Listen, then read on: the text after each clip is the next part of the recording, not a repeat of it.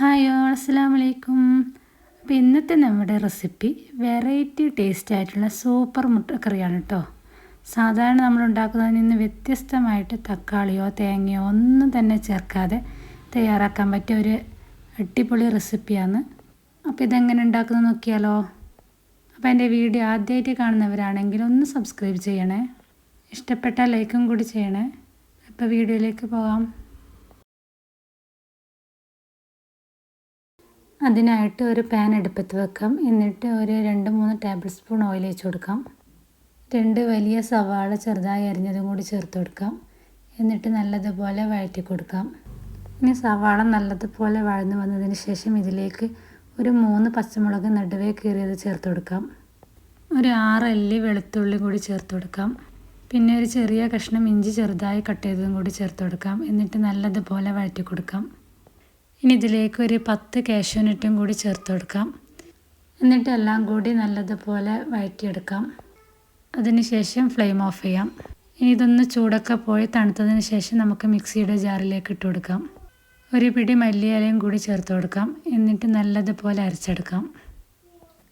ഇപ്പോൾ ഇവിടെ ഞാൻ നല്ലതുപോലെ തന്നെ അരച്ചെടുത്തിട്ടുണ്ട്. ഇനി ഇത് നമുക്ക് മാറ്റി വെക്കാം.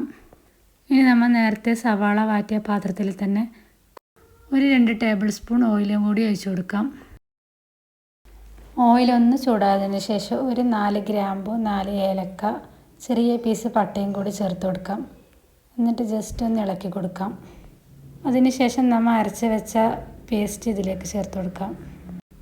ഇനി ഇതിൻ്റെ പച്ചമണമൊക്കെ മാറുന്നത് വരെ നല്ലതുപോലെ ഇളക്കി കൊടുക്കാം. ഒരു 2-3 മിനിറ്റോളം ഇളക്കി കൊടുക്കണം. അതിനുശേഷം 1/4 ടീസ്പൂൺ മഞ്ഞൾപ്പൊടി, 1/2 ടീസ്പൂൺ കുരുമുളക് പൊടി, 1/2 ടീസ്പൂൺ ചെറിയ ജീരകപ്പൊടി, 1 ടേബിൾ സ്പൂൺ കാശ്മീരി മുളക് പൊടി ചേർത്ത് കൊടുക്കാം. എന്നിട്ട് പൊടികളുടെ പച്ചമണം മാറുന്നത് വരെ ഇതുപോലെ ഇളക്കി കൊടുക്കാം. ഇനി നമ്മൾ നേരത്തെ അരച്ച് വെച്ച മിക്സിയുടെ ജാറിലേക്ക് തന്നെ 1 കപ്പ് വെള്ളം കൂടി ചേർത്ത് നല്ലതുപോലെ കലക്കി ഇതിലേക്ക് ചേർത്ത് കൊടുക്കാം.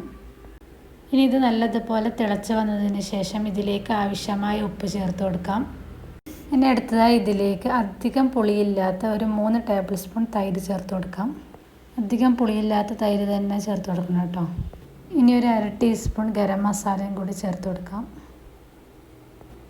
ഇനി ഒരു 2 മിനിറ്റ് ഇതുപോലെ തന്നെ തിളപ്പിച്ചെടുക്കാം. ഇതിലേക്ക് ഞാനൊരു 5 മുട്ടയാണ് പുഴുങ്ങിയെടുത്തിരിക്കുന്നത്. ഈ ഒരു അളവിൽ കറി വെക്കുമ്പോൾ നമുക്ക് 5 മുതൽ 8 മുട്ട വരെ ചേർത്ത് കൊടുക്കാം കേട്ടോ. ഇനി പുഴുങ്ങിയ മുട്ട നമുക്ക് ഈ ഗ്രേവിയിലേക്ക് ചേർത്ത് കൊടുക്കാം. എന്നിട്ട് ഇതൊന്ന് അടച്ച് വെച്ച് ഒരു 10 മിനിറ്റോളം കുക്ക് ചെയ്തെടുക്കാം. അപ്പോഴേക്കും കറിയൊക്കെ നല്ല തിക്കായിട്ട് വരും.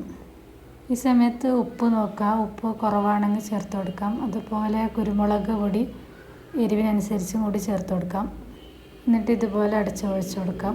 ഒരു 10 മിനിറ്റോളം കുക്ക് ചെയ്തതിന് ശേഷം കുറച്ച് മല്ലിയില കൂടി ചേർത്ത് കൊടുക്കാം. ഇത് നല്ല ചൂട് പത്തിരിൻ്റെ കൂടെയോ ചപ്പാത്തിയോ പൊറോട്ട എന്തിൻ്റെ കൂടെയോ അടിപൊളി ടേസ്റ്റാണ്. അപ്പോൾ തീർച്ചയായും ഉണ്ടാക്കി നോക്കണം. ഉണ്ടാക്കി നോക്കിയിട്ട് നിങ്ങളുടെ ഫീഡ്ബാക്ക് കമൻ്റായിട്ട് പറയണം കേട്ടോ. അപ്പോൾ വീഡിയോ കാണുന്ന സമയത്ത് ഇഷ്ടപ്പെട്ടാൽ ലൈക്ക് ചെയ്യണേ, സബ്സ്ക്രൈബ് ചെയ്ത് സപ്പോർട്ടും കൂടി ചെയ്യണേ. അപ്പോൾ പുതിയൊരു വീഡിയോ ആയിട്ട് വീണ്ടും വരുന്നതായിരിക്കും. Thanks for watching.